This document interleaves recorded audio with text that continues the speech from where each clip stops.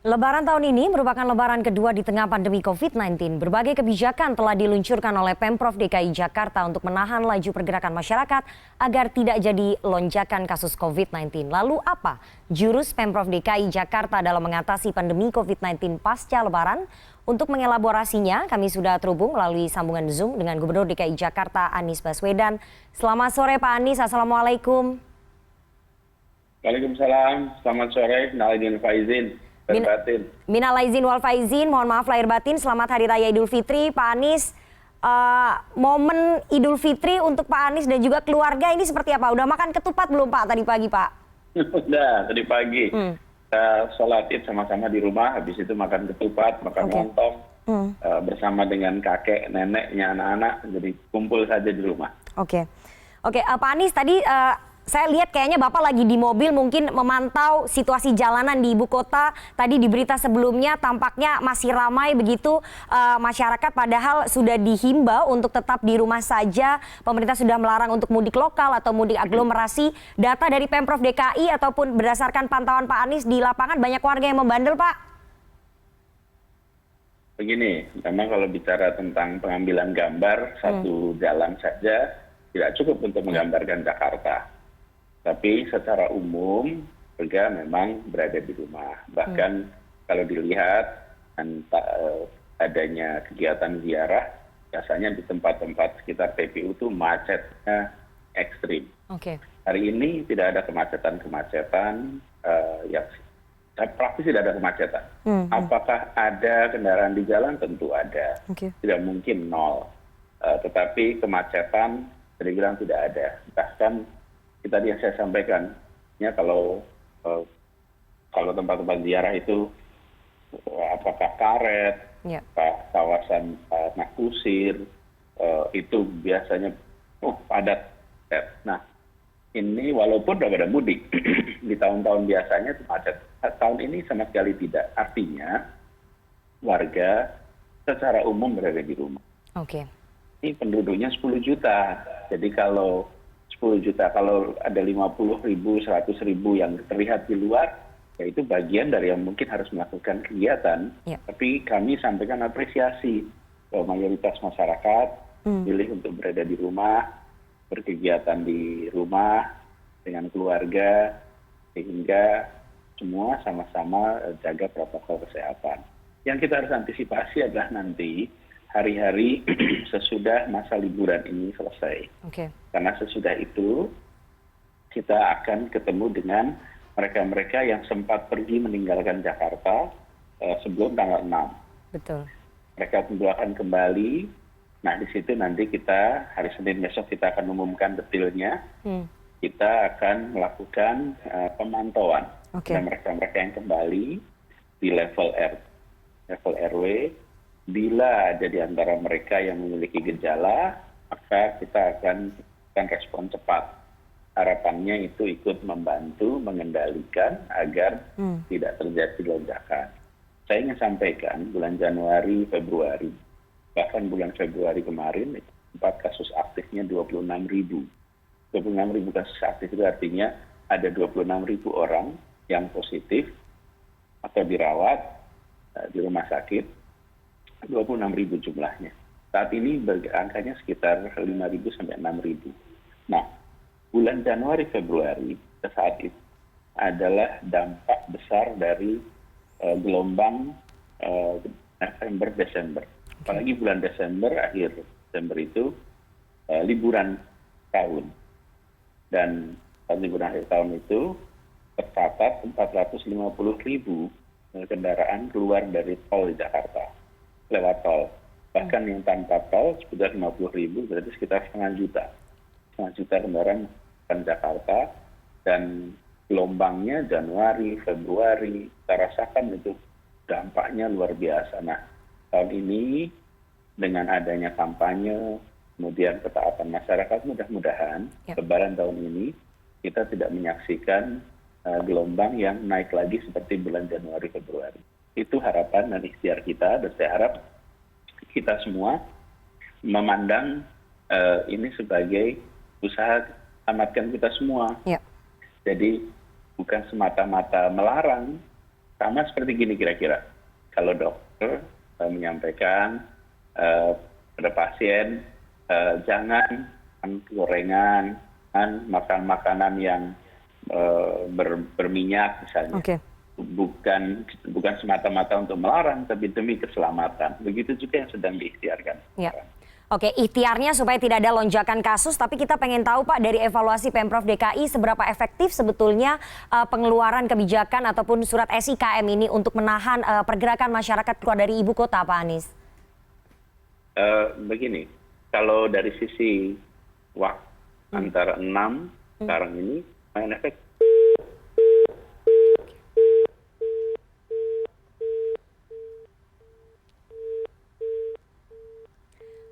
Oke, kami mohon maaf tampaknya komunikasi kami terputus dengan Gubernur DKI Jakarta Anies Baswedan. Nanti kami akan mencoba menghubungi Gubernur DKI Jakarta kembali Anies Baswedan. Kita beralih ke informasi lainnya terlebih dahulu. Gubernur DKI Jakarta Anies Baswedan merayakan Idul Fitri 1442 Hijriah bersama keluarga besar di kediaman pribadinya di kawasan Cilandak, Jakarta Selatan. Usai sholat Idul Fitri berjamaah, perayaan dilanjutkan dengan kegiatan internal keluarga. Sejumlah anggota keluarga Anies Baswedan merayakan Lebaran tahun ini di kediaman Gubernur DKI Jakarta itu. Meski hanya didatangi anggota keluarga terdekat, mereka tetap menerapkan protokol kesehatan sesuai arahan pemerintah. Anies berpesan kepada masyarakat untuk melaksanakan silaturahmi secara virtual guna mencegah penyebaran COVID-19. Dengan mematuhi protokol kesehatan, Anies berharap semoga Lebaran kali ini menjadi Lebaran terakhir dalam kondisi pandemi.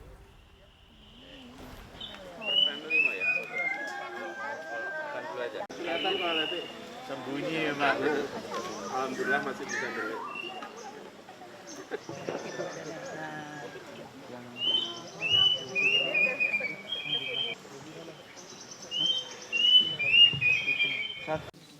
Dan saya ingin menyampaikan terima kasih kepada masyarakat, warga yang memilih untuk menyelenggarakan di rumah, memilih untuk bersama-sama tidak mudik. Bukan sesuatu yang mudah, tapi itu tadi, puasa mengajarkan pada kita pengendalian diri, menahan diri. Ya, kami akan lanjutkan perbincangan kami dengan Gubernur DKI Jakarta, Anies Baswedan. Selamat sore, Pak Anies. Selamat sore. Ya, Pak Anies bisa diteruskan seberapa efektif SIKM yang sudah dikeluarkan oleh Pemprov DKI untuk menahan laju pergerakan masyarakat keluar dari ibu kota, Pak Anies? Jadi, begini. Sebelum tanggal 6 masyarakat masih bisa bergerak dan itu jumlahnya cukup banyak yang meninggalkan kawasan Jakarta. Kemudian sesudah itu ketika arahan dari pemerintah pusat adalah untuk mereka yang bekerja maka tugasnya dikeluarkan dari tempat kerja. Nah, mereka yang urusan keluarga baru menggunakan SIKM.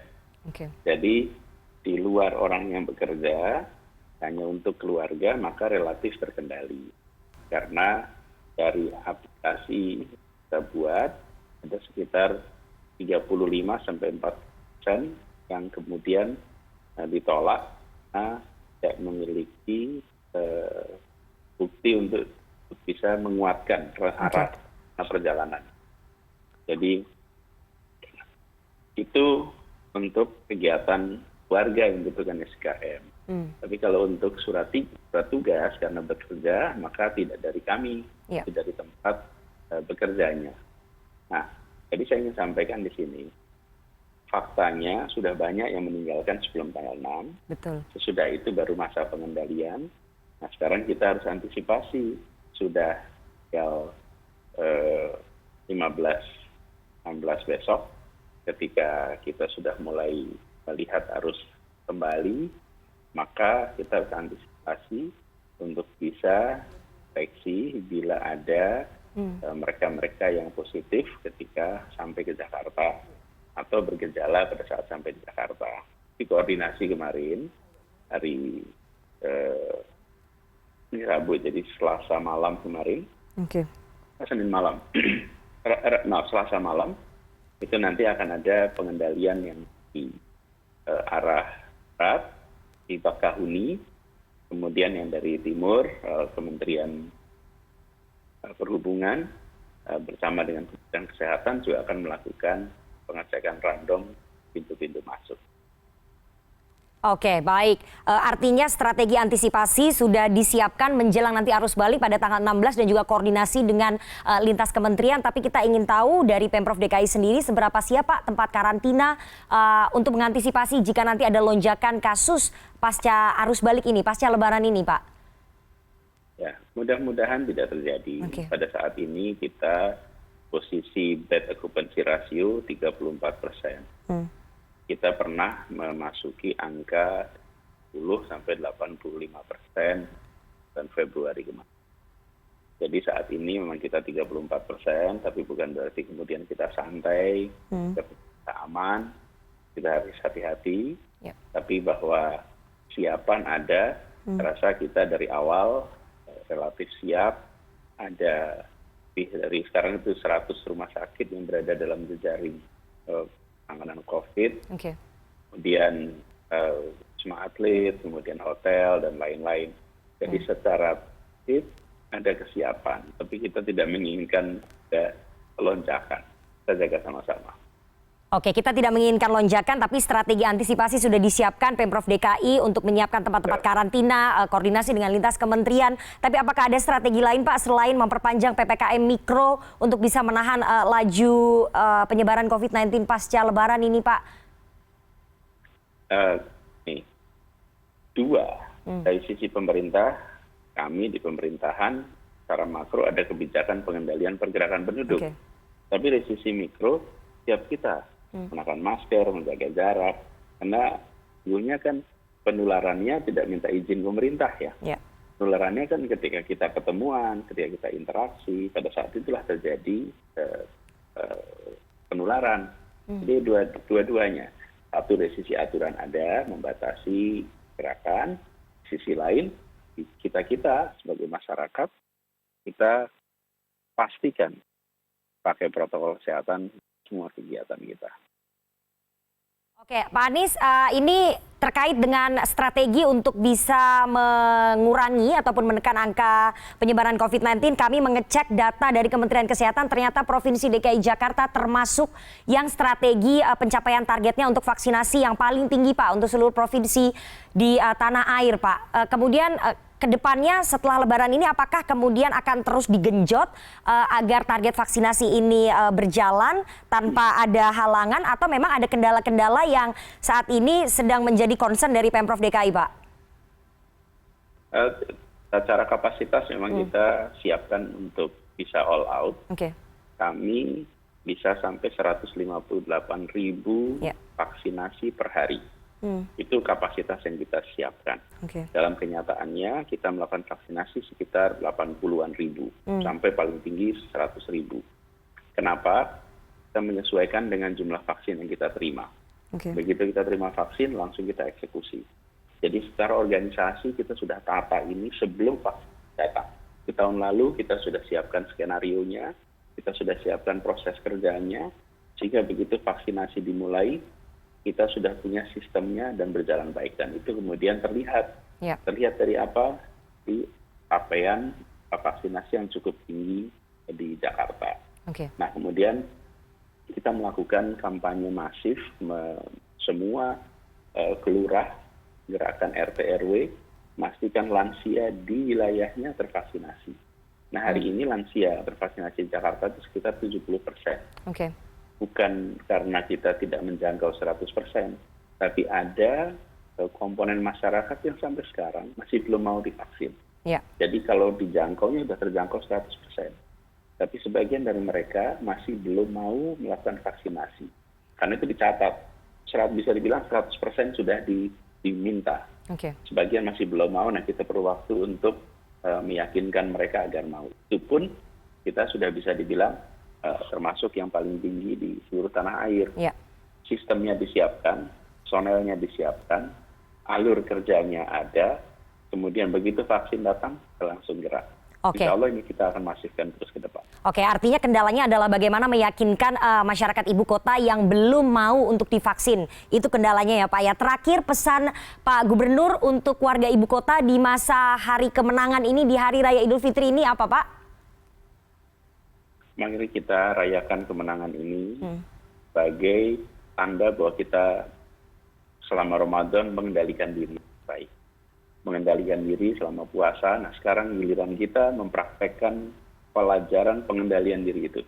Mengendalikan diri saat Lebaran, mengurangi interaksi, kemudian menjaga protokol kesehatan, sebagaimana kita kemarin berlatih menjalani bulan suci Ramadan. Ya. Saya ingin sampaikan terima kasih kepada masyarakat yang memilih untuk mentaati seluruh anjuran pemerintah. Saya juga berharap kita semua bisa terhindar dari wabah dan terus bisa berkegiatan dengan baik. Begitu. Oke, amin. Semoga seluruh masyarakat Indonesia dan juga warga ibu kota bisa terhindar dari wabah dan tidak ada lonjakan kasus pasca arus balik setelah Lebaran ini. Terima kasih sekali Gubernur DKI Jakarta Anies Rashid Baswedan atas waktunya kepada CNN Indonesia Newsroom sore hari ini. Assalamualaikum warahmatullahi wabarakatuh. Sekali lagi selamat Hari Raya Idul Fitri Pak. Salam untuk keluarga, sehat selalu Pak Anies. Terima kasih. Waalaikumsalam.